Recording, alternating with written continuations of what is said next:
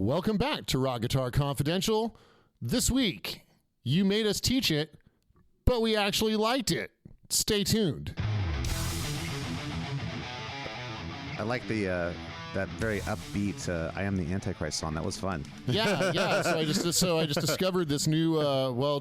During Christmas. Who's the artist? Do you know who the artist was? They're called the Dream Eaters. The Dream Eaters. Okay, fair enough. Yeah, and the first song of theirs that got me hooked it's called "I Am the I Antichrist." can't imagine why you'd be interested in this song. Dude, you know what? It was the soundtrack to my Christmas holiday. Did it get you through? It really did. Is that how the merriment was like? Oh man, I heard it. It's like the most poppy, like catchy, like pop song you've ever heard in your life. It's like literally like it should be a hit song. Yeah, it's total ear candy. It totally is. I mean, Yeah. all of it. These beautiful melodies, great harmony, vocals and stuff. Yeah, It's like, I mean, again, it's auto-tuned, but it's not auto-tuned like robot voice. Yes. You know what I Yeah. mean? I So mean, it's produced. most but things nowadays are auto-tuned to some degree. Right. I'm not saying right. it's okay. I'm just saying that's how it is. You know? I'd like to believe that the young lady in the video can actually sing. Yes, and the that guy sings dude, pretty and the good dude too. can Yeah. sing too. Yeah, so absolutely. Those guys seem like they've got their priorities straight in terms of music and stuff like that. And what a lovely gesture. it's just the most saccharine like pop tune. It is. It's like an early or mid '90s sort of like poppy kind of yay like kid pop. You know what I mean? That kind of. Well, I mean, there's could be written by Hanson. I mean, well, it's sort of synthy too. So it gives me some new wave kind of feelings. A little bit. Yeah. You know, it's not quite. It's sort of. It's not enough to be retro though. It doesn't feel retro to me like they're trying to be like new wave. You know what I mean? Yeah, I mean, there's a touch, but it's not Fairchild CMI music. But I mean, there's definitely a drum machine. Yes. In it, and they're going for a sort of that vibe. That aesthetic. Yeah, but it's not. I wouldn't say it's so over the top that it like strikes me as like trying to be super retro. You know what I mean? And then I got to see if I can find it real the fast. good humor of sort of the way that they have the video set up and how the Antichrist Just the imagery and all demanding that. an apology and Dude, I fucking love it. It's so good. funny. And I mean, they've got other tunes also. So maybe I can. I mean, let's set the scene. And this is obviously not a video. Here we go. It's about as poppy as you can get. You know?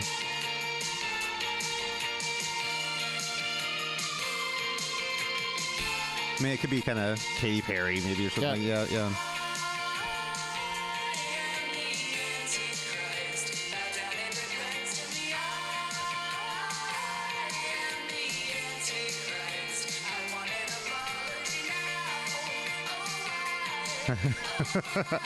So you just put the top down on the convertible. Yeah, drive down the beach, Yeah. Yeah, driving down to 101. Yeah, I'm the Antichrist. That's right. Yeah. I want an apology now.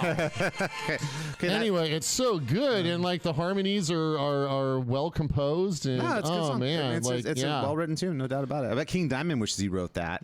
Right? Oh my God, I mean, I want to see them open for King Diamond. That would be great. well, I'd like to see King Diamond actually complete the album. I also would like that. That would be. It's gonna happen. They're working on it. I hear dude, I hope Andy so. and Man. King are getting together to work on stuff. So See, it's, you know it's what? working, Man, I was in a good mood with all the Antichrist stuff, and now I'm kind of bummed. Damn it! God damn it! I'm just like so dubious that that's ever going to happen. It's like it's like one of those things that's been promised for so long now. It's like, oh, you know what? We're going to do it. It's coming. Just hang on tight. We're almost there, man. We have like about 6 songs halfway written. You know what I think? The problem really is. You think it's his kid, right? That's You read my mind. I know exactly. I'm just going straight to blame the children. Yeah, he's got raising kids on his mind now. The only thing that could ruin something as mighty as King Diamond is children. Well, I mean, it's the horrors of children. He seems like a happy gent. You know what I mean? That's maybe it's harder to write about horrible things when you're super happy and like your whole life is like pretty bright and sunny. Although these people, the Antichrist people, they seem like they're very bright and sunny. Yeah, they are happy about their Antichrist. Maybe stuff. King needs the inspiration. Yeah, you know what I mean? You should just send it to him. Just go figure out wherever like Andy LaRocque is and send him a copy of that. Say, hey, I got this for you. I got you, man. Yeah, this is totally, what you need. dude. This is gonna push you guys over the top and get this album done. Come on, King. I mean? Exactly. Yeah, dude.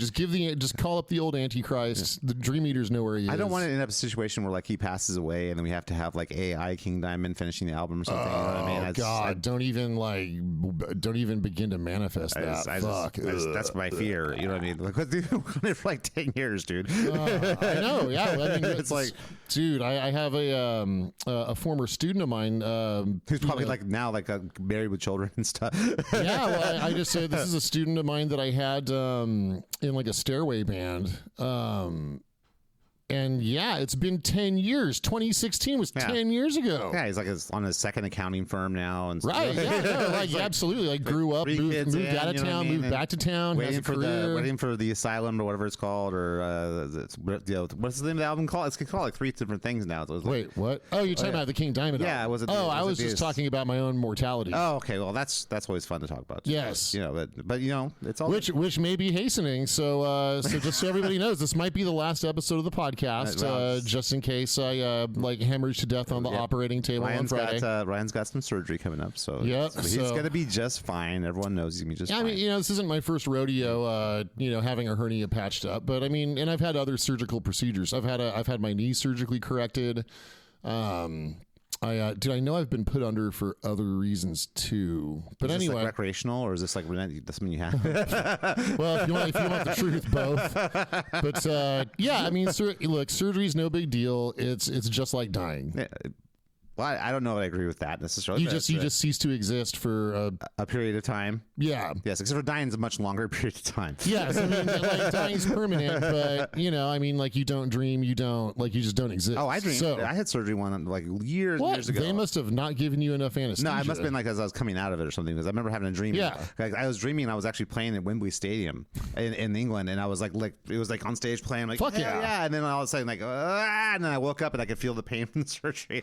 It was like the most like from the highest high to the lowest low. Right, but like you counted backwards from 10 and closed your eyes, and then it was like 4 to 6 hours later when you came out. Yeah, exactly. So that's like dying. It's just like a weekend at Bill Cosby's place. It's the same. Yeah, except certain different parts of you would hurt when you woke up. You'd have hours and hours later you wake up, you don't know what happened. You'd have a hard time sitting down. Yeah, after that. That's not the kind of surgery I'm having. No pudding pops for me on Friday.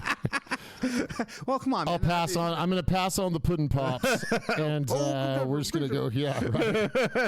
So you're going to be fine, man. I got. Yeah. So everybody can like have a tug of war over my guitars if I don't make it. Again, I'm not going to care because I'll be dead. Yeah, that's true. Being dead and all. I mean, just do whatever you want. Actually, if the movies are any indication, haunting takes a lot of time, though. I mean, haunting people and entering their dreams. Yeah, I mean, I'd have to exist for that to occur, and being dead and all. Are you suggesting that you cease to exist when you pass away? I mean, I know, shocking, isn't it? What? What's the science? Show me your science on this, dude. Come on. Well, I mean, okay. I really want to get into it. All of science? Yeah, thanks. Yeah, I mean, just do a Google search for lobotomy, and I think it's pretty clear that you are your brain, folks. Well, I mean, there's many complex factors into it, but you're not wrong.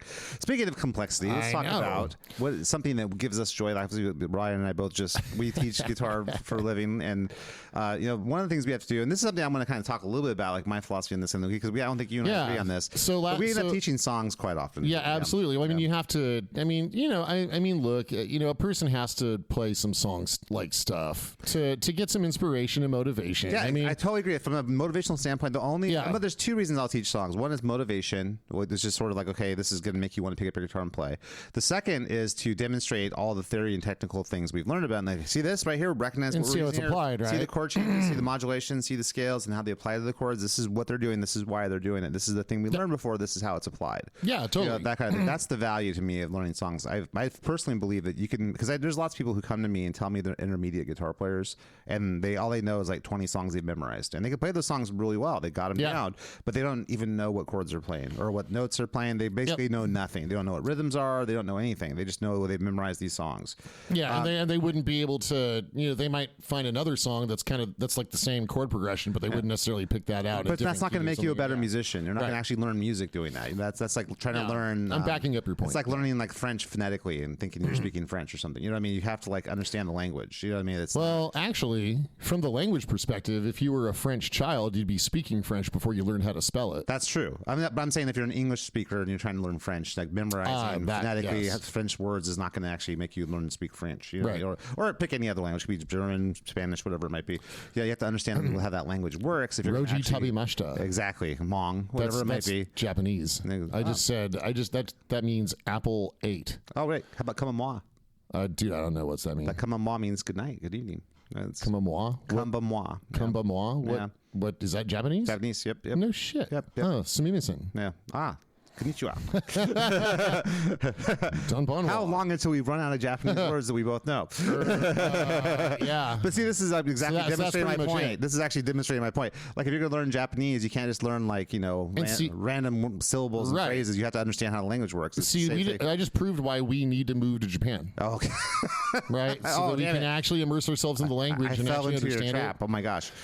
Yes, you did. But no, I guess the point I'm trying to make, though, is that like learning just how to play songs is like trying to learn a language by learning phonetic phrases. You know, that's not really going to teach you the language. You know what I mean? Right.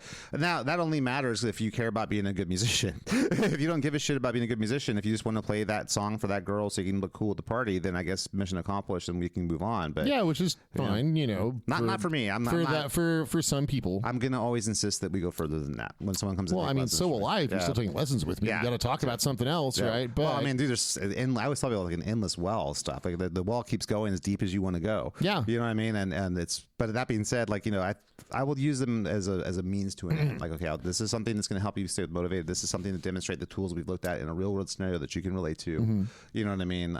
So what is your favorite song to teach? And I stole this question from my buddy Andrew. Everyone remembers the Passion of the Andrew. Yes. Right, when he fucked up and bought an acoustic guitar and then made some bad decisions, but he finally got back on the road, though. Yeah, no, he totally turned back around, got himself an Ibanez J Custom. Yep. You know, which is a fantastic decision. Yeah. Yeah, absolutely. So he got back on track. But yeah, last night during our weekly murder session, while we're in the middle of murdering, he's like, "Dude, what's your favorite song to teach?" So Scott, what's your favorite song to teach? Well, I have a suite of them that are all my favorite songs to teach. Of course, it's not just going to be one song. One that comes to mind right off the bat that I really love teaching is "Carry On My Wayward Son" by Kansas. I love teaching that song. That's a good one because it's got so many elements to it. You know what I mean? It's not just like a riff. It's got like a chord section where I actually teach how to do finger picking because it has an iconic riff. Yeah, it's a crazy riff. But it's also got solos and the breakdown that's really interesting. And it's got like I use the piano part I teach on guitar with finger picking and hybrid picking. Nice. So that people have to use different picking techniques and understand chords and strumming and riffing and the solo ideas and stuff like that. It's to me it's got a lot of meat on the bone. You know what I mean? And it's relatively attainable too. It's not one of those things. Once you're like an intermediate guitar player, you could definitely. It's not something that's beyond you physically to play. Yeah, you know what I mean? Which is really cool. Great song. How about you? I mean, that's and I've taught that a number of times. Usually, it's someone who wants to just like learn like the main riff, right? Right, or that part. Yeah. So, so I guess that song for me, well, definitely last year, and like every year, there's like songs that like rotate through. Yeah, right. Kind of in demand for some reason or whatever, or songs that you feel like are valuable to teach that. Yeah, it's like for example, like I feel like every 16 months there's like the cycle. Yeah, there's like it's like Pennywise from It. Like every shapes up again. It's like, oh my god. So there's like a Weezer rush. I've never experienced people. This. I've never had any student ever ask for Weezer. Dude, it's bizarre. Really? Never. How is that possible? I don't know. It's just my experience in the last 30 years. I've never had a single student ask for Weezer. Wow. Yeah, every like 16 months or so. 16 to 18 months. The shredders though. I think that's probably must be what it is. And then want to learn like more shredding stuff. You know what I mean? Yeah, I mean I get those too, but that might be it. I mean that's not where the Weezer's coming from. Because there's other guitarists there who would be just as well suited to teach Weezer as I would be. But people who want to learn how to shred or like play improvisation, they would come to me. Yeah. Does that make sense? So those guys may be like the Weezer stuff is not of course the jam not. of those people. Yeah, right. You know what I mean? Totally. That might be what it is. I mean it's. But so I mean, it's still there's I mean I guess so, and it's always teenagers, right? Even though Weezer is like I a teach 30, Green 40-year-old Day too, man, so right? Yeah. but I mean, Well, but like Green Day's almost like just a constant. Like out of so if you're carrying like 50 or 60 students a month, like there's always at least one person that wants to learn some Green Day. Yeah. Which is good on Green Day. I mean, that's cool. But anyway, so I guess so. My Carry On My Wayward Son is Still of the Night by Whitesnake. Oh, that's a great one. I'm actually teaching that to a student right now. That's one of my students. Man. I wouldn't say I do it all the time though. It's fun to teach though. It's got so many great riffs. Well, like that was a highlight of last year, with John Sykes unfortunately ceasing to exist. Yeah. Right, thankfully his music didn't disappear. His music's with us. Yeah, the music's still there, right? Yeah, but yeah, same kind of thing, right? Like iconic riff, but there's all sorts of cool stuff. There's cool riffs in that one. Like sparkly, clean arpeggios, the main riff, and then like the Led Zeppelin-y kind of thing. That's a cool riff, yeah, man. And then the middle section, it gets all kind of calm and stuff, and all the cool chord changes. And again, all those cool arpeggios in that middle section, and I mean, and then the solo is just fucking ferocious because it's John Sykes, right? Yep. He does that thing where he brings the dynamic. Like Cry for Love does this too, the Blue Murder song, and I love it. Love that song. Like too. he brings the dynamic like down way low, and then builds, and then just fucking like just kills you with a flamethrower. I love it. He just wants to like murder you with his guitar solo. Blue murder you, sir. Blue murder you. That's right. Exactly. That is right. Yeah. Like he just take no prisoners kind of guy. Yep. I love it. You can hear it in his riffage. Even so on Still much the Night, fun. that riffage is so badass. It's just so much attitude. Yeah. And the tone's great. Yep. And the vibrato's great. And like all kinds of cool shit. Yeah. So I would say that that song, my students don't ask for it as much. I do have a couple of people who are into that kind of music, and I'll teach that to them. But it's one of those things where I don't feel like they kind of see it as being beyond them. I think if you're like a beginning/intermediate player, you might not look at that and think I can play that. What, Still the Night? Still the Night, yeah. Especially the soloing stuff and some of the lead technique stuff. I think that's something that they kind of see as being beyond them a little intimidating. bit. Yeah, so they don't ask for it. They don't think they could do it. If that makes sense. I would say that some of the finger picking and the hybrid picking part, which that's a topic that came up a lot more this last year, and even right now. As we're talking right now, it's come up just now. Just now, oh my God. I know. Just got a text about it now.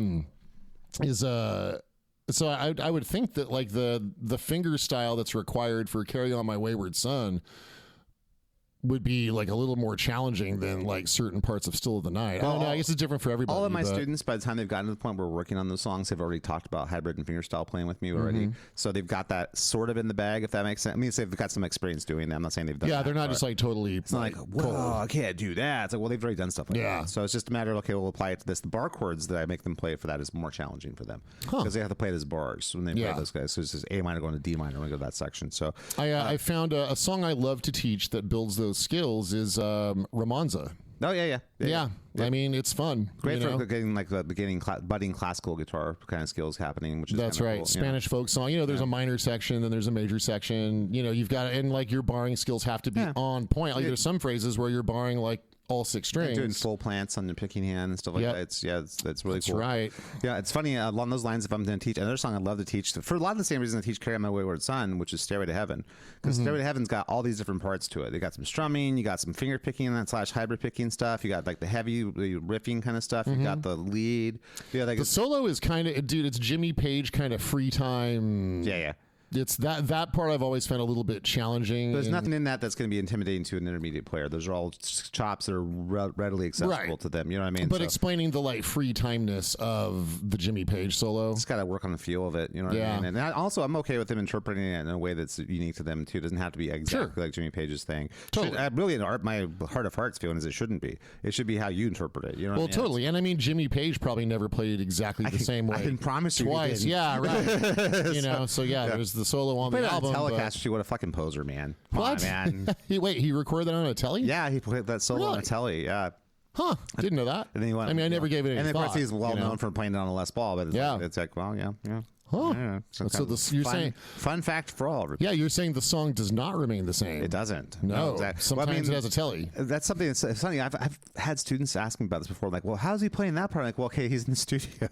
Right. He can play like 100 parts. It doesn't he's matter. Take after take after take after take. A lot of people like don't understand. Well, there's only one guitarist in that band. I'm like, I know. And there's probably 8 tracks of guitar you hear at any given time at least. This is called multi-track recording. Exactly. And so, and there's like, he's playing this. He's got the acoustic part. He's got the clean electric part. He's got a 12 string. string part. Yeah. There's like all these parts that are layered on layered and all doubled and panned and Yeah. stuff. You know what I mean? It's like, you know, I think that whole part of the sausage making is something that a lot of the general people don't know about. You know what I mean? Or when you get a piece of sheet music and it's like, you know, there's guitar 1, guitar 2, guitars 4 and 5, you know, guitar 6 and 7 , right? And if there's 2 guitarists in the band, you guys get to figure out what's the important parts. You know what I mean? Right, That's yeah. So I'm doing, and this last year I did More Than a Feeling by Boston. Oh, that's a great tune. That's a great tune. But man, I mean, like, it's known for... Very accessible, by the way, for teaching diatonic harmony and soloing. Like for doing solos, like it's great because it's very accessible. It's not very challenging to play, and really, it's demonstrative of the scales you're using. You can see the diatonic scale right in there. You know what I mean? It's, absolutely. I wholeheartly agree. And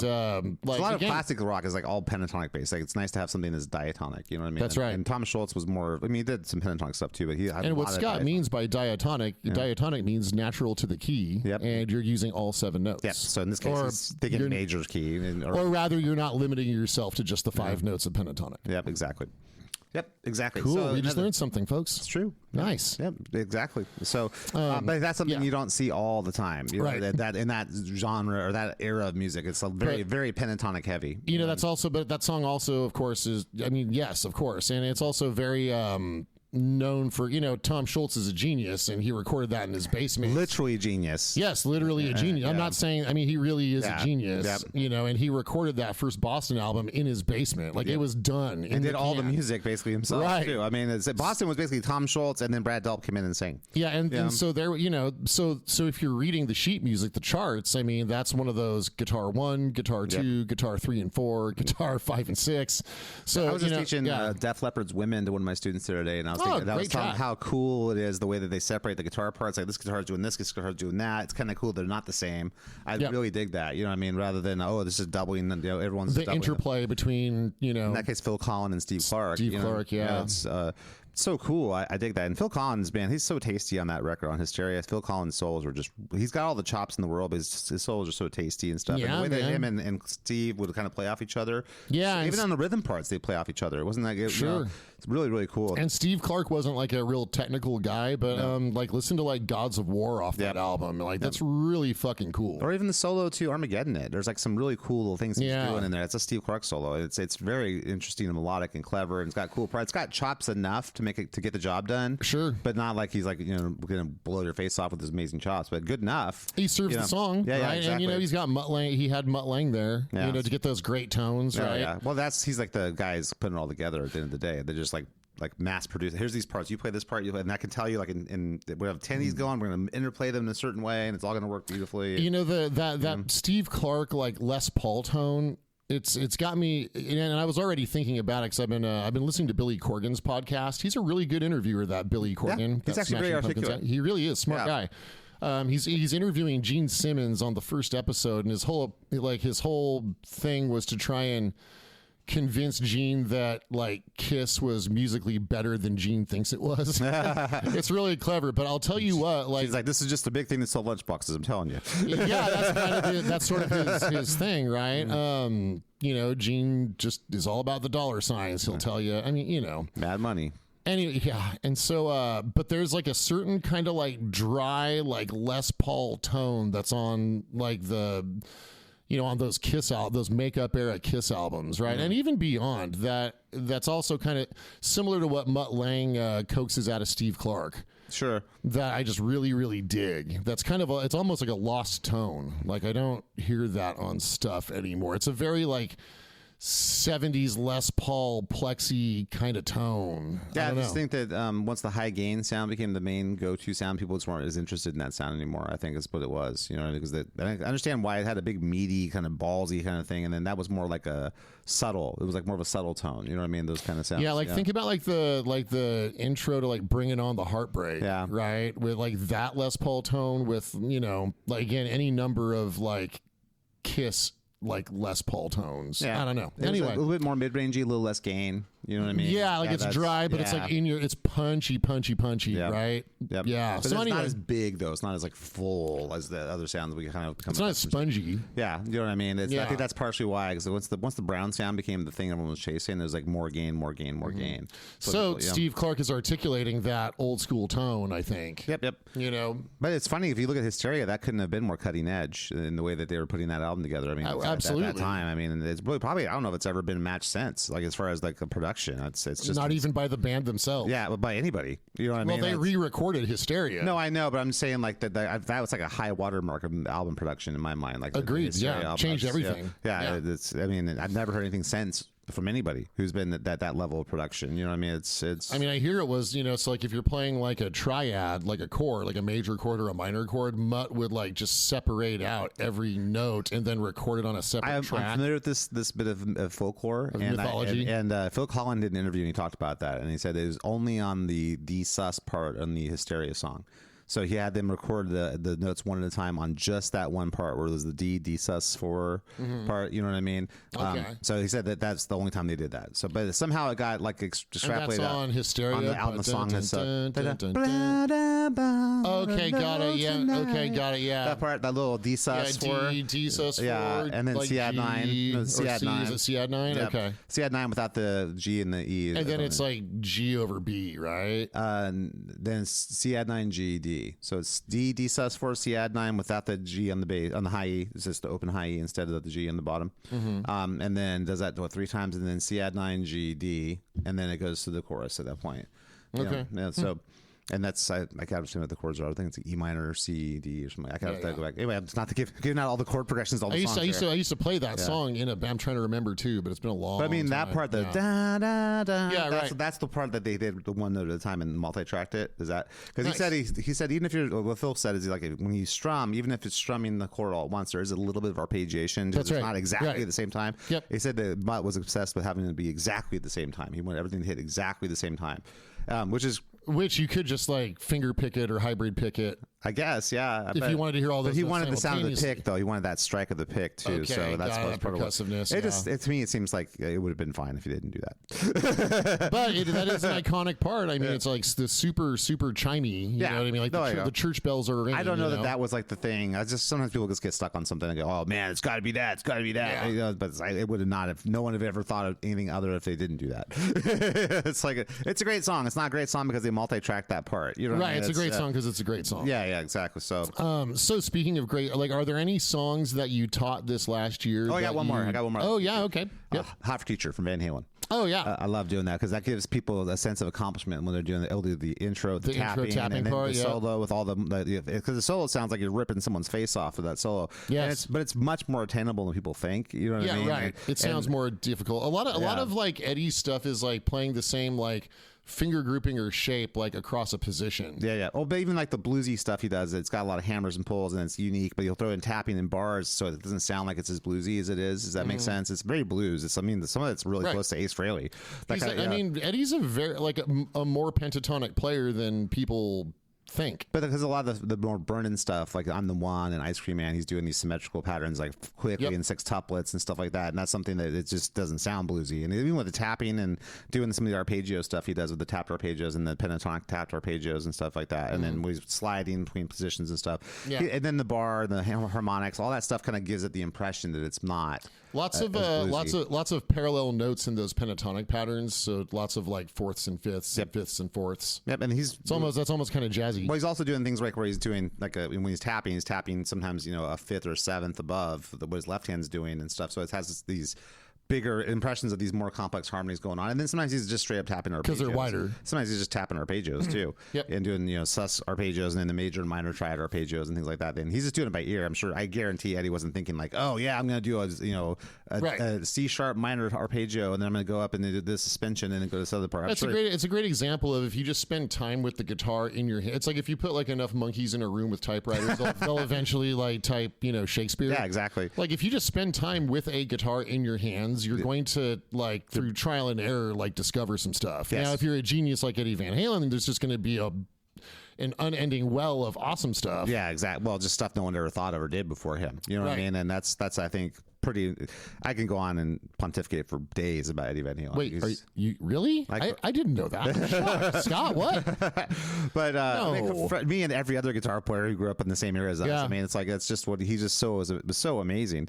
But anyway, I love teaching Hot for Teacher because it gives people like once they can play it and they see that they can play it, that opens a door of just confidence in them that they know they can tackle stuff. It's not like, oh, I can't think about that, I can't do that. It's like, well, that's a gateway to a more complex song that they can accomplish, and it's not as hard as they think, and that gets them because it's so much of like being able to do something or not do something is telling yourself you can or can't do something. Does that make sense? So once you have some evidence that you can do something, that makes you more confident for the next thing that you feel like maybe might be challenging. Does that make sense? So I have my dear friend and student Bill is a professor over at American River College. oh, very cool. And we learned Hot for Teacher this last year, and I told him he needs to bring his guitar to school and like play it. And if someone asks him what he's playing, he could say, "It's called Hot for Me."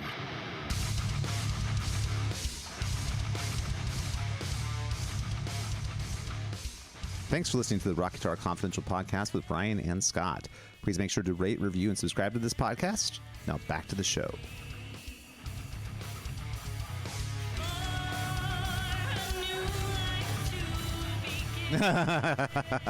And then wait for the lawsuits to come in. It's like, hey, this is not a safe environment anymore. I don't want to hit. Shit. I was not expecting this. Man, This is supposed to be a safe space. You know what I mean? it's called Hot for Me. Yeah. It's funny. I don't even think about it because, like, if you look at the video for Hot Teacher, it's like literally a bunch of 12-year-olds like dreaming about banging their teacher. It's like, which is most dudes for Well, almost all okay. When humans. I was 12, I was still in Catholic school. Man, I did not have any hot teachers. Oh, yeah. There were no teachers to be hot for. I definitely didn't have any in my experience either. There was no teacher that was like, man, she's When I was hot. there was one in high school. Wow, like cool. One. Wow, And good for you, man. I can't remember. Like, I probably failed that class. Is it because she was bending over to pick up chalk all the time and you couldn't concentrate? No, it's because it was high school. And I did my best to fail most classes. Mission accomplished, sir. No, I graduated, but barely. I graduated with exactly as many credits as I needed. Like, I was already working in a guitar shop and getting like elective credit. So you knew what your path was already. So I did sort of, dude. I just sort of skated through just whatever. Right? I still like to this day, right? Like, I'm in my 48th year of life. I will still wake up some mornings going, fuck, I slept through psychology. Oh, wait, no, I'm a 47-year-old man. Never Damn mind. it, I got geology homework too. Wait, what? No, it's right. I'm old. Yeah, never mind. No, I got no high ground either. I mean, I didn't really put much effort in high school either. I knew I was going to music school like right afterwards. Like, this is just a stopover. I just need to get to Los Angeles and get my life going. Let's just move it. Let's move it. You know what I mean? Yeah, I have another good buddy who was a friend of mine in high school. We're still friends now, and we played music together a bunch too. He's a drummer. My buddy John. He same thing. Like, straight up dropped out of high school. Yeah, and he's like an executive chef, like very successful. Yeah. I mean, I wouldn't recommend dropping out of high school because you can't do much of anything without a high school diploma. That's true. But that being said, I think that people are starting to realize, and especially nowadays, how much that the having a bachelor's degree is not a guarantee of anything either, other than guarantee of debt and you know what I mean, and time spent. Now you have less experience than those people who just went straight to the job force, and you know what I mean. And it's crazy watching the decline of the United States, isn't it? Well, things are cyclical, man. We're doing it different than Rome did, but not entirely. Rome had a much bigger run than we did, dude. Rome was around for millennia. Rome did. And in fact, there's a lot of debate over like when Rome actually like fell. Yeah. Well, Rome's still there. You can in Italy. You know what I mean. Okay, excuse me. The fall of the Roman Empire. There we go. That's what we're talking about. Okay. Yeah. Jeez. Okay. So are there any songs that you taught last year that you didn't expect that you ended up enjoying? That's a good question. I'm trying to think of a song. I know. That's a great question, isn't it? What's a song that I taught? I just recently taught a song that I actually thought had some pretty cool stuff, which is Hey There Delilah by the Plain White Tees. I don't know if you've heard that song. Hey there Delilah. Da, da, da, da, da, da. It's got some really interesting. Plain White Tees. That melody sounds like Sounds like a 60s era tune. It could be. I don't think it's a cover. It sounds kind of like Mrs. Robinson. Here's to you, Mrs. Robinson. It's got that same kind of vibe. It's got that same kind of vibe. I'm sure. No. People who even knows Plan My Tees, they know what I'm talking about. But there's like a cool. I mean, you're only as good as who you steal from. There's a hybrid picking thing in there, which is pretty cool, and some interesting chord changes, which I wasn't expecting. I thought it was like, oh, here we go, another sad, love song about, I tried to love you, but it didn't work out, but I'm gonna be okay. Song, I thought it was me another one of those. I'm like, man, it is that. So make sure when you see the student again, you got to turn them on to I Am the Antichrist. Okay, exactly, perfect. Yeah, that's the next obvious step. Obviously, no, but I was not expecting to enjoy that song, teaching that song. I thought, sometimes you just like, okay, I'm doing this for my students. This is what they need from me right now. Right, as long as it's not Nirvana. Yeah, I do that too. I mean, I've done tons of Nirvana. I know. It's like, I haven't done tons, but like there's.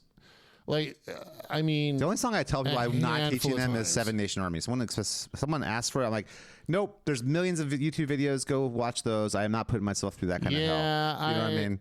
I think that's probably more like the domain of like the bass instructors. No, I don't really get it. I don't get the White Stripes in general. But I've had people ask me to teach them that song. I would rather spend time teaching the White Stripes. The only time I'll block it is when someone suggests that song. That's like the only song. Really? I'm like, nah. See, that's like my Nirvana policy. Like, I mean, I expect that too. I've done it like I'll do Smells Like Teen Spirit if it's the only way to like save lessons for like a special needs student. Yeah. Or whoever. Like that's a very specific situation, right? Yeah. Like where I'm just gonna choke down the shit. I'll abuse my brain. Yes. For the benefit. Huff that paint from the Nirvana bag. Right. Yes, that's exactly right. I'm gonna drink the milk with a fly in it. Because you love your student, you want to do it right? Because I do love my students, and so I want to, So that happens from time to time. So I'll tell you one. Like, so speaking of like hybrid picking, everyone knows how much I love Blink-182 and understand why they're popular. Of course. It's obvious to me why it's the aliens, right? It's because of the aliens that abducted Tom DeLonge. That's what it is. We're living in the age of disclosure. Exactly. Tom DeLonge from Blink-182 knows the truth. Oh yeah. Of course. He's always who I would talk to. He always seemed like a wizened kind of person who had his, the understanding of what's going on in the world. Because Blink-182's music is not in any way a celebration of being fucking stupid, right? But I'll tell you, the intro to "What's My Age Again"? That's actually a fun. I've taught that millions of times. Yeah. To do it right, you have to hybrid pick. I usually teach it flat picking though. It can be done, but it's so much better if you hybrid pick it. No, I bet some students just like, oh, I don't know if we do that. Like, fine, let's do the flat picking. Then what they push back? I don't give them a choice. That's like one of the things that's like whatever gets us through this faster. Make it end. It's like fine, that's okay. Well, some things are not worth fighting over. It's like, and so that makes kind of a good lesson, right? Like you could flat pick it, you could finger pick it, you could hybrid pick it. So let's learn how to do this 3 different ways. And we just squeezed all the blood out of the Blink-182 stone. Yeah, well, now you think about the riff too. There's the palm muting on the power chords for the verse and stuff. That's something, if you palm mute this and counting, that's true. It's funny. 1 and 2 and 3 and 4 and 1 and 2 and 3 and 4 and then every Blink-182 song. That part's cool. So you get a little bang for your buck. I'm so glad they gave him a signature Fender Stratocaster. Because he so deserved it. You know what I mean? Well, it means there's a market. And Eric Clapton, all the same. You know what I mean? David Gilmour, put a pin in Stevie Ray Vaughan, all the same. You know what I mean? Tom DeLonge, just right there. Yeah, David Gilmour. Yeah, David Gilmour, Tom DeLonge. Right. Potato. Right. Right. Yeah. So I'll tell you, it's funny you mentioned palm muting because there's some things that some techniques that I take for granted, and palm muting's one of them. That people don't know and they can't get their head around. Or have a hard time grasping, and I think it usually stems from. I mean, I don't know. Sometimes a new player is afraid to make full physical contact with the guitar. I think also they feel like they have some kind of lack of range of motion. I find that if they palm it, it's like, no, you can't take your palm off. It's got to stay on the whole time. Keep I don't want to break it. Or people's impression of strumming the guitar requires moving your whole fucking arm back and forth. Well, for certain things that's true, but for this thing, it's not the case. You know, right? What I mean? It's funny. Even I have the opposite thing with palm muting just in general. We've talked about this in this podcast before. It's something people really get to have a hard time getting their head around for some reason. And I was like, dude, this is so crazy. If you're a rock guitar player, guitar, Yeah. and you're playing loud rock music, muting is so much a part of what you do with everything. Everything you play. Like if you're a kid who grew up with actual real like first 4 albums, the only true Metallica, then you have to palm mute. Like you just you have to palm mute. And you have to play pedal notes. Then you Lizzie must. and Van Halen and yeah. Purple palm mute. I mean, it's like all that anything. Right. If you're a rock guitar player, you've got to palm mute. And then when it comes to playing single note stuff, Unless you're Marty Friedman, in which case you don't. no, he still mutes. But you're Marty Friedman. He still mutes. So he has like the most ridiculous, hardest possible way to make it happen technique you can possibly imagine. But it works for him somehow. Well, he's well known as saying he does not like palm muting. He does know. not play muted notes. I know. And he also can't strum acoustic guitar apparently either. This is another thing he admitted, which is okay. That's interesting. But because apparently there's this when he was doing Cryptic Writings, Dan Huff, the famous guitarist from Giant and session musician extraordinaire, had some acoustic parts that he wanted Marty to play for some of the stuff. I think like Trust had some acoustic or something like that. And Marty said he couldn't do it. He just couldn't do a clean take with a strummed acoustic thing. I was like, oh, that's a giant hole in your playing, sir. I was like, maybe just spend time on that. You know what I mean? And probably while you're at it, learn how to mute correctly because that's weird what you're doing. You know. I don't know. I love Marty's playing, and he's one of those guys I look at as he's made it work because he's just a really talented dude, and he didn't give up till he figured out a way to make it happen. But I would not go down that path if I was starting from scratch. His technique is too specific to what he does, and there's too many limitations to the way he puts his hands when he's picking and muting that are not going to help you. Well, I mean, it'd be a limitation if someone who wasn't Marty tried it. Yes. Marty's a pretty unlimited player in reality. Dude, he can strum an acoustic guitar, man. I'm not. I don't know. I've never heard him do it. I don't. I mean, I think it's because he doesn't want to, not because he can't. I wouldn't.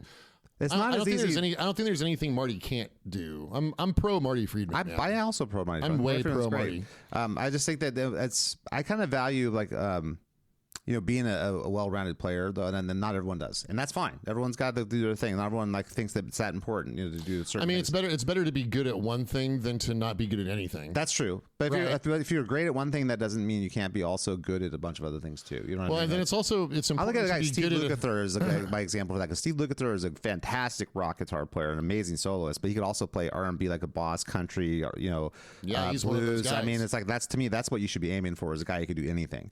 You know what I mean? And that's that. But I mean, that's just a certain point of view that I have. You know what I mean? So I kind of look at that like I don't see any, and especially consider that's served me so well in my session musician life and as a teacher and stuff too.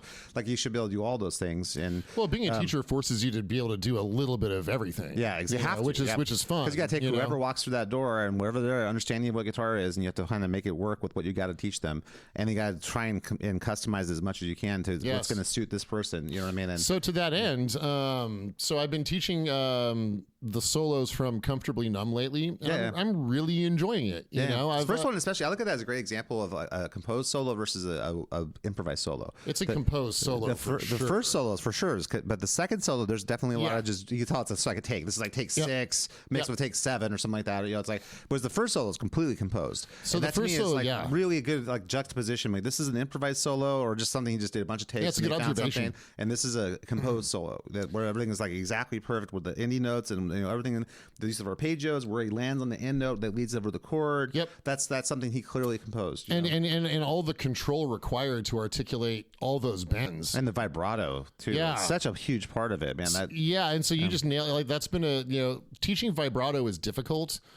Yeah, but it's not an easy idea to say. Like, well, here's what you do, but that people takes years to get good at it. You know what I mean? You just have to, and you have to have like your own like concept of what you think good vibrato and then therefore bad vibrato is. But I always tell people the two biggest keys are to keep it even and use your wrist. That's the two biggest keys. So keep it even, meaning like rhythmically and melodically. So if I'm doing like a half step bend and I'm doing that over and over again and going back to the tonic, right? Yep.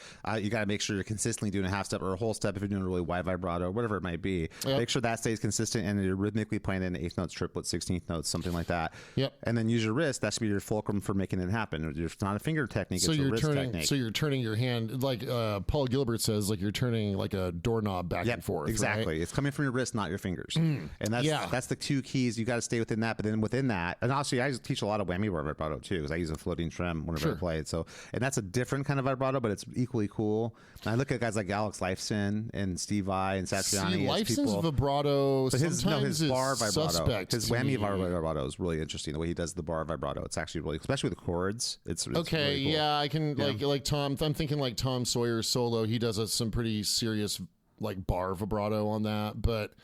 Yeah, but like his finger, like his hand or his fretting hand vibrato is not my favorite. No, I would agree with that. But it's a signature though. So I think I tell my students, like, I mean, this is like my opinion and preference, right? I always benchmark Gary Moore and John Sykes for vibrato. John Sykes got fabulous vibrato. Like that's so it should be wide and singing, and then also like find a singer you like and try to match their vibrato with your guitar. But fast vibrato, I do not like. I would say I use Neil Sean as my example. Yeah, he's a good one too. Vibrato, yeah, because especially for bending intonation, he's always in tune. Like when he does a band, it's always spot on. You know what I mean? It's like perfect. Like you can sit there. If I put the tuner on, it's right on the pitch. Yep. You know what I mean? That kind of, and his vibrato is spectacular. And it's just because all of his solos are singing solos. Yep. And that vibrato is such an important part of it. And he's got to compete with Steve Perry's voice and his vibrato. Yeah. So it's like got to be on point. Exactly. Yeah. That's to me. I look at him, and I think David Gilmour's vibrato is spectacular. His solos are so tasteful and so like every note's exactly what it should be, and his bending and his vibrato is spot on. Yeah, it's like the sculptor who's just like the statue's already in the piece of stone. He's just removing everything that doesn't need to be there. Yep. So and this is the kind of thing people like brush past. Like they learn the like picking, they learn the scales and how to play them in different keys. But they're like, okay, now don't just brush past the bending and vibrato. That's actually what makes it sound like music. Right. It's your privilege as a guitar player to be able to articulate music that way. Yeah. So you need to like honor that opportunity, right? Yeah. Or like, if you're Tim Henson, call them boomer bins. Oh fuck. And say that only boomers bend like that. Boomers. Okay, boomer. He was talking about GHS boomers, right? No, the guitar strings. Talking about what a douchebag he is. What he is. So, sorry, that sounds judgy. But yeah, great guitar player. Anybody who says and you know what, bands are for boomers is a fucking idiot, though. You know what? David Gilmour is going to keep finding new audiences with every generation of humanity. Yeah, his music is so strong; it's going to live. You know, right? Like Comfortably Numb is going to live for as long. Well, not forever, because eventually the sun is going to swallow up the earth, and it'll be like none of us ever. That's existed. 4 billion years from now. So if it makes it 3 billion years, we're doing pretty good. Yeah. So Comfortably Numb will exist for maybe like 3 billion years. Yeah. And then Yep. And Polyphia will be like, what was that? That was like I wonder well you have to have songs like in 10 years, like what's going to be. I have a feeling there's going to be a cohort of guitar players like 10-20 years from now who are going to go back and say, oh man, you remember when we were like 14 and we're learning to play guitar, remember how much Polyphia they'll go back and listen to it, and they'll have that kind of nostalgic sort of draw, but because they don't have the songs. Like that's why it's not going to last, because people are just it's similar. I mean, I hate to say it for our generation. If you look at like Mind's Eye from Vinnie Moore or something like that, it's like those songs they're killer guitar playing, but it's not like there's a lot of like songs that you're going to like take. There was that one Vinnie Moore song. What was it? That man, I've totally got images of like Vinnie and the Hartfield guitar ads and I was like a Meltdown. Yeah, Meltdown. That got radio play. Yeah, for sure. But that's a song that you'll remember. But like most of the stuff, it's just like, wow, that's really great. Yeah. But then it looks like Dragon's Kiss from Marty Friedman, or look at Perpetual Burn from Jason. Well, Perpetual Burn. Because of the unfortunate circumstances surrounding what happened to Jason. Yeah. Like that album's achieved more legendary status, no doubt. But like the songs on that, plus it's great. Like I can hear Altitudes in my head. I know that album. All really those tunes are all those albums are great. I love the Greg Howe stuff and the Tony McAlpine stuff too. I mean, Richie Kotzen. I'm a huge fan of the first Richie Kotzen album. I mean, but of course I love that stuff. But it's like it doesn't stick in your head like a David Gilmour song is going to stick in someone's head. No, I get it for 50 years. You know what I mean? It's it's also been cool. Like I've never disliked Pink Floyd, but I'm not like a Pink Floyd super fan. Like it's cool and everything, but I'm not. I like it, but it's cool. I mean, but I'm not planning on like tripping balls anytime soon. So you know what I mean? Like Dark Side of the Moon wouldn't like. But there's some great stuff on there for me. There is absolutely there is. Musically, there's some great stuff on it, especially harmonically, and the solos are great too. It's like, I'm not going to take anything from David. I think his solos are fantastic. What they are. Again, it's been great like teaching it. So it's such a perfect way for some students to like learn that intonation and pitch control and vibrato. One thing I find is and tough sometimes bending with like yeah. more metal oriented students is getting them to be open to something like learning some Pink Floyd, because to them it's like ugh, it's like grandpa music or something like that. I know, but there's some great stuff he's doing here that would really benefit your playing. Or like it's not aggressive enough, or it's not shreddy enough, but there's some stuff that will benefit your playing. Sometimes that's how I feel when I so like last week I gifted a couple of students with their very own real books. Oh, nice.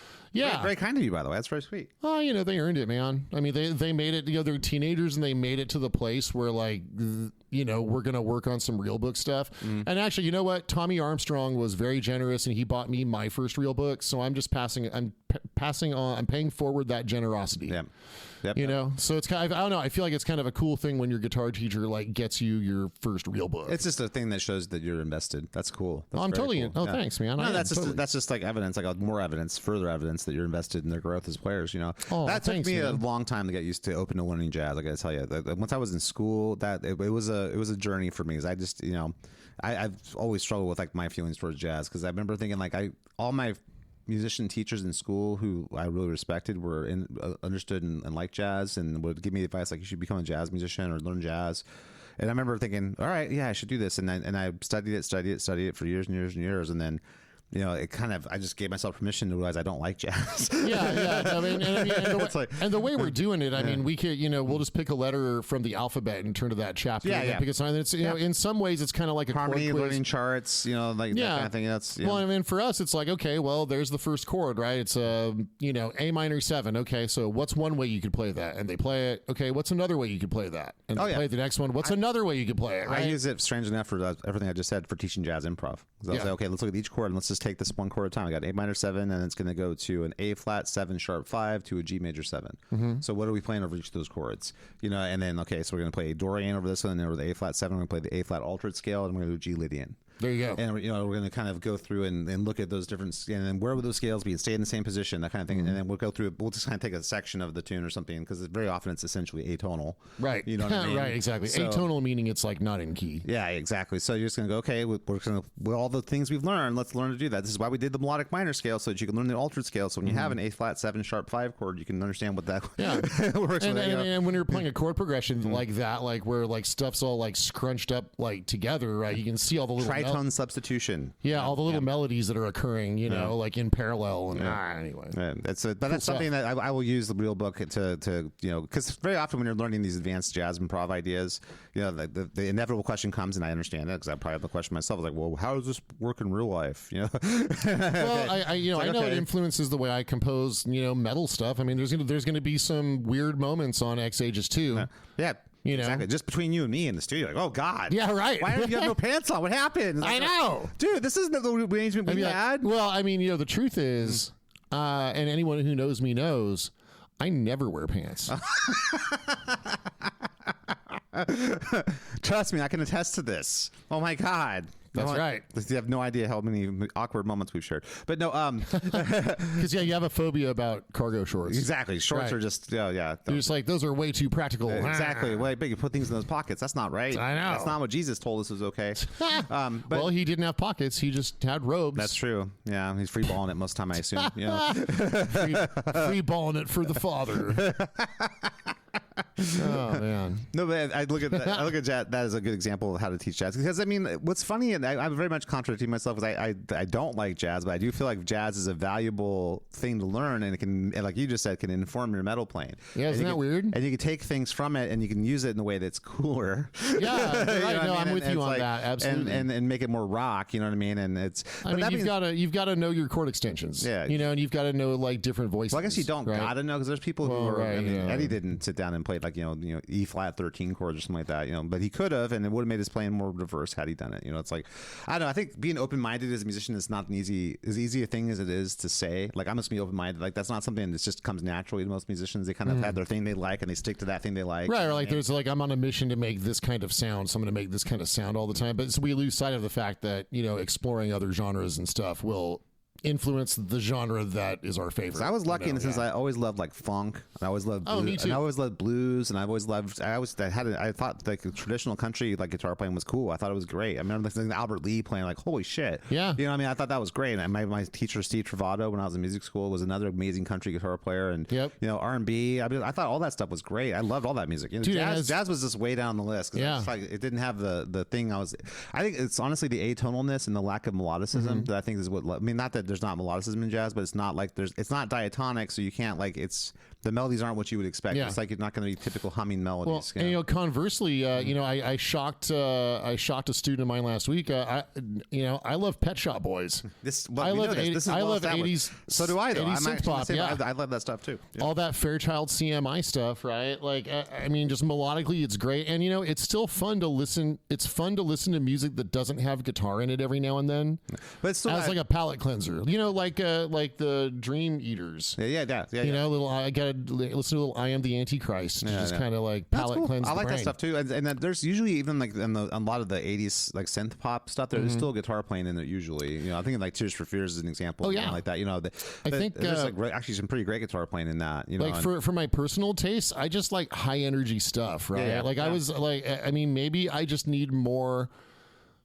I need like more input to get my brain to release dopamine than other people, and that's probably why I was never like a big Pink Floyd like person, it's very right? dreamy and slow and plodding. Yeah, like that loses my, you know, attention. Yeah. And I don't mean like always, but like generally, like when I'm listening to something, I want it to like, you know, get me up. You know? Yeah. Makes sense. Like I want to ride the roller coaster, dude. I don't want to like slowly stroll through your garden, like the duck pond or something. Yeah, right. I don't want to slowly stroll by the duck pond. Yeah. I want to, you know, strap on a fighter jet. But you know, that being said, though, that's why there's all kinds of different kinds of music for all kinds of different people. Totally. You know what I mean? And it's. I know it's crazy. I've always, like I mentioned this before, I've always had a soft spot for like alternative pop music too, like that, like or mid '90s alternative pop stuff, like Colette Soul, John Mayer, yeah. See, I Dave can't. Matthews Band, so like it's that. so funny. Tori Amos, Tim McLaughlin, that kind of thing. I've always been. Tori Amos is great. I know. You know, we've talked about this, but I think no, but that's like another thing that's like you wouldn't associate with the music I listen to. But I've always kind of had a soft spot for that totally. kind of music too, PJ Harvey reigns supreme. We were not going to litigate this. PJ Harvey reigns no supreme shades on anybody. There's over every artist you just mentioned. I'm just letting our listeners know. I'm just saying that she's no Michelle Branch. PJ, she's better. She's fucking better. I'll tell you what, I don't even know Michelle Branch's like catalog. I'm just telling you right now, PJ Harvey is like the single greatest artist to emerge from the 90s. PJ Harvey at all. There's a bunch of artists I like. I have a soft spot for that kind of music. PJ Harvey is the Kate Bush of the 90s. When you say like surprising people, that's the same kind of thing as someone will come to me and they see me as like the shredder, kind of two-handed tapping Van Halen bye kind of guy. Yeah. And then they'll learn like a John Mayer song or like a Dave Matthews Band song, and I'm really into it. And they go, "Wow, that's surprising to me. I wouldn't expect you to be into that." I'll tell you what. I had a funny moment last week where I basically I have my YouTube like up all the time because someone's going to want to learn something. And that's my vehicle for quickly just finding a song. Me too, dude. Right? I use YouTube all the time. All the time. For that exact reason. That's why I give them my money. Part for our job that people don't realize is we have to be able to take any song that someone mentions, no matter how obscure, and figure out what is this song? I've never heard of this artist. Let me go see who this is. You know what I mean? Yeah, but how do I pull something out of it? I guarantee you, it's on freaking. It's on YouTube for sure. So everything's on YouTube, right? Yeah. So I had my volume muted, right, and there was like a thumbnail of like John Mayer playing something. Mm-hmm. And I just looked at it and I was like, man, this is why I can't stand this guy. He looks like such a fucking douche. Like there was no audio. You couldn't hear. I was just Was you watching the video of him doing it? Or it was just a video. No, it was a video of, it was like a thumbnail video of him playing guitar, but my audio was completely muted. So it was just the image of John Mayer looking douchey. Maybe that's what it is. Maybe that's why I can't bring myself, like, he just looks like such a douche. Huh. Well, he's a hell of a guitar player and a hell of a musician. You know what I mean? Yeah, I know. I can't take anything away. And maybe that bugs me even more. Like, I wish he sucked so that, like, his playing was commensurate with how douchey he looks. He's a great player. I just can't help. I was on Ground Zero, man. I was playing in a band that covered John Mayer in, like, 2002 when he first hit the scene. And, dude, calling the guitar the Silver Sky, I mean, that's douchey, too, because it doesn't mean anything. I'm down for... And it's just just a fucking Stratocaster. Yeah, I mean, just what's a buy PRS version of a Stratocaster? Just buy a Strat. I just don't. Well, he was with Fender before. They had a Fender signature guitar, and they left him because I guess PRS offered him more money or something, or offered him more. Yeah, I mean input that kind or of stuff something. happens. I think that's why, because he was with Fender before that. I haven't any like artistic or like creative reasons to not like him. It's just Sounds like to me like you just got your reasons, man. like if I just like saw him in a bar, I'd just be like, man, I bet that you'd guy's like him. a I bet if you fucking sat and talked to the douche. dude, you think, yeah, maybe I just judged him too harshly. Or maybe you would walk out thinking he's the giant douche. Who knows? But I don't know. yeah. Well, we should just have we'll him on the show. find We should have out. him on the show, and we'll talk We about. should, and I'll just be like, dude, I don't know why I don't like you. I know. Help me. Are you a fix douche, this. John? Can you tell me? Are you a douche? So let's see. Right. What do you think? You know. Okay, now wait. We have Katy Perry phoning in from London. Yeah, I'm sure I know what she thinks. Also, a long line of starlets behind her too. A lot of opinions too, I'm sure. And okay, and now we've got Jessica Simpson on Jennifer line Aniston 2. on line 3. Oh my God! No, it's like Jennifer Love Hewitt wants to chime in too. You know, Wait, was she on that list? dude, the song "Your Body Is a Wonderland" is about Jennifer Love Hewitt. No, it's not. It's about Jessica Simpson. Is it? No, Yep. that was before that. That was this. No, I don't think so. Okay, well, we don't know which Charlotte it's about. It's Jessica Simpson. Okay, can I ask you a question? How do you know this? I read. Okay, well, okay. I mean, I know you do too, but sorry, that came out terrible. No. But no, I specifically remember just reading like a throwaway article on Yahoo or something where I would have, because the rumor forever was it was about Jennifer Love Hewitt. That's the rumor I'd heard, is that, but I mean, whatever. I think Jennifer Love Hewitt has contributed more to humanity than Jessica Simpson has. I got no argument on that. I mean, that she did. Was it the show she has the Ghost Whisperer or something? Well, I mean, she was in some Scream movies. Yeah, that's true. Yeah, she and Party of Five. Yeah, she was like a Mouseketeer too, wasn't she? I have no idea. Anyway. Well, this is actually time we're spending very wisely.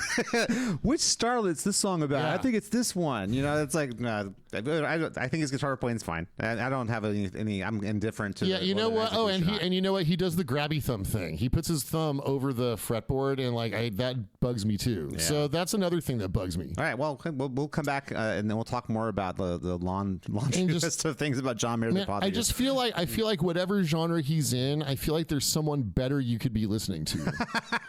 Right? Like if you wanted to hear someone like slap around on an acoustic guitar or whatever, then like get into like Michael Hedges or something. Yeah, right? that's not very accessible. Like if you want to get into but I mean seeing like douchey guy slap his acoustic guitar and stuff. That's what Michael Hedges used to do. That's a downside, but to other people, that's a feature. Like, I want that douchey guy's music. That's, I know. There are definitely people to whom that's. I mean, that attractive, explains Matchbox 20. And a whole host of other things. So I don't know. I understand that Rob Thomas is a really good dude. That's my understanding. Yeah, I just don't know why. I mean, we go down this rabbit hole. I don't know why people like the sounds that his voice makes. Because and he's not bad like Vedder, but like, isn't there some? I mean, there's definitely a better singer you could be listening to. It's a star quality, and there's better songs you could be listening to. There's just better stuff. It's not terrible, but the artists that are massively popular that you can say the same thing about. But it's really just about time and place. And if there's like a virtual, and Mayer's voice isn't very strong either. Like, I don't know why you'd want to listen to what is it, like Dancing in a Burning Room or something like that. Dancing in a Burning Room, yeah. Yeah, okay, so maybe that's because my brain requires more input to release dopamine, because I would never personally elect to spend time with that song. Okay. Like, I'm getting kind of bored even talking about it. I'm sorry, guys. That's okay. I was not expecting this conversation to go that far. I was just saying I have a soft spot for that kind of music that you wouldn't expect that from me. That's all I'm trying to say. That's cool, and I appreciate that. I think this is good that our listeners can like see another side of both of us. Yeah, exactly. So, and up until the John Mayer chat, we did a good job keeping things pretty positive today. Exactly. I like John Mayer, so I'm agnostic to whether or not he's a douche or not. I don't know. Someone's gotta. I really feel bad that I fell down on the job of keeping track of how many starlets he's been involved with. I can't keep track of this, so or sorry. which ones are associated with which songs. I swear to God, if I put a hand on the Bible, which of course is really important, I would have sworn it was Jennifer Love Hewitt, because that's the rumors I'd always heard. But we're just going to have to investigate. Exactly. We should bring all of our resources together and get to the bottom of this. We should just hop on ChatGPT. We haven't had that segment in our program yes, lately. We fact checked ourselves with ChatGPT. All right, that's fine. All right. Are you going to do this? Is that what you're going to do? You're going to fact check us? Okay. Find the cursor. Fact checking with ChatGPT, just like they do at the Pentagon. You know, there we go. So let's see. At the Pentagon. yeah, exactly. Is the Pentagon still standing? There you go. Chat GPT. Who is Your Body is a Wonderland based on? Who's the starlet? I've always heard it was Jennifer Love Hewitt. That's my understanding of the situation. And to my best understanding, Jennifer Love Hewitt was the inspiration for Your Body is a Wonderland. And I thought that predated him dating Jessica Simpson, and it makes me really sad that I know what time frame he was with Jessica Simpson. Why this is a piece of information that I know. It makes me sad. Whenever I know stuff like that, I think to myself, I should be doing better things with my brain than knowing things like this. So what we got? What's the? Hang on, our robot overlords are thinking. All right. Oh wait, we're both wrong. Oh, who's it about? Wait. No, hang on. I love that this is something that like the evil Empire robots know, though. It's actually, to me, that's actually hilarious. Bringing all this technological advancement to this. Okay, it says it's about his early romantic relationship with Vanessa Carlton. I don't know who that is. Oh, she's an artist too. She's I Taking My Way Downtown. I think that's not Vanessa Carlton. Is that who sings that song? No, I thought that was like Alicia Keys. No, I don't think that's Alicia Keys. Fuck. I think it's Making My Way Downtown. I think it might be Vanessa Carlton. Is it like a piano song? Oh wow, okay, really? That song. Yeah, that's definitely on my list of songs I never need to hear again. I think I'm probably wildly wrong about that. When I hear Vanessa Carlton, that's who I think about. So we're both wrong. Holy crap! Well, I love that you read that on Yahoo, though. That's good. Shows you the efficacy of looking at the online content. My understanding has always been that was always about Jennifer Love Hewitt. All right, very important stuff. We've gotten to the bottom of some of the most important things you possibly can get to the bottom of today here on this episode of Rock Guitar Confidential. Oh shit, you're right. Is it Making My Way Downtown? Nope. That's not the song. But Okay. I can't listen anymore. You have no idea the pain that Ryan just put himself through to get. No, that was like when you stare into the void stares back at you moment right there. Your soul starts to leave your body. It's like, oh my god, dude, just the auto tune is so fucking right there, obvious. Yeah, that was bad auto tune. All right, well that was a wonderful little walk down the horrible path. Oh my god, man! I don't know if I'm going to make it through the surgical procedure. Well, now you that know might there's have just nothing but knocked brightness ahead of you, because that's the darkness. That's as dark as it gets. That's the blackest of night right there. What we just felt right there. Oh my god, I'd rather lose consciousness and get sliced open by a robot than hear that again. So that's what I'm going to go do. You're going to probably do that. Yeah, exactly. Fuck yeah. So it's good. All right, guys, thank you so much for listening to this episode of Rock Guitar Confidential with Scott and Ryan. Please make sure to rate, review, and subscribe to this podcast, and please check out our website at xaegisband.com. That's www.exaegisband.com. You got it. And there you'll find links to our social media, so please make sure to follow us on social media. You can find out all the things that we got going on with X Aegis and with this podcast. Thanks for listening so much. We'll see you next week. Peace.